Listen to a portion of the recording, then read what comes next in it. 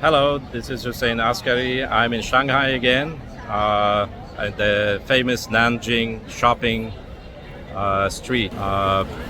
Here we have one of the biggest showrooms of Apple iPhones, quite popular.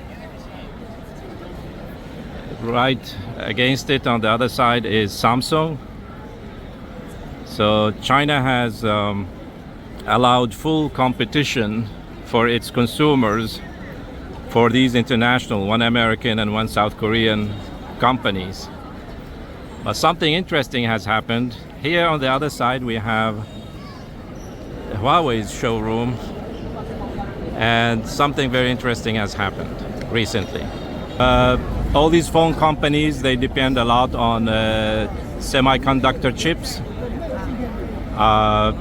for producing their phones, and unfortunately the United States administration decided to cut Huawei from the advanced chip market,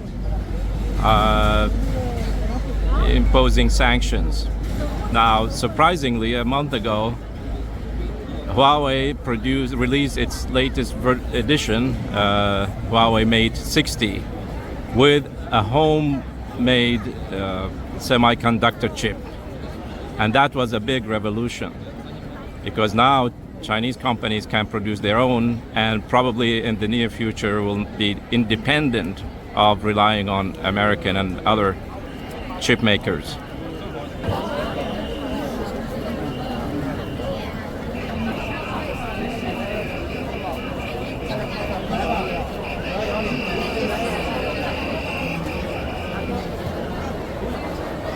Now, the launching of the new Huawei telephone created an enormous earthquake on a global scale, but also it aroused a fantastic sense of pride and achievement in the Chinese people, who rushed to buy the new Huawei phone.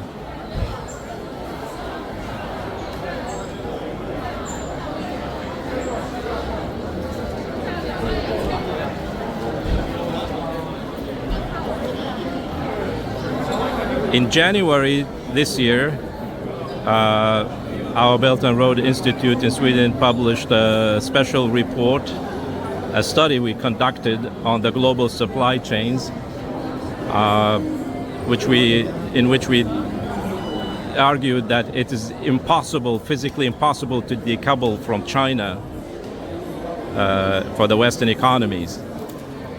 We also warned in that report that if China is cut from the semiconductor market, China will intensify its crash program to produce its own chips, putting massive investments into it, mobilizing all its scientific and industrial capabilities to achieve that goal.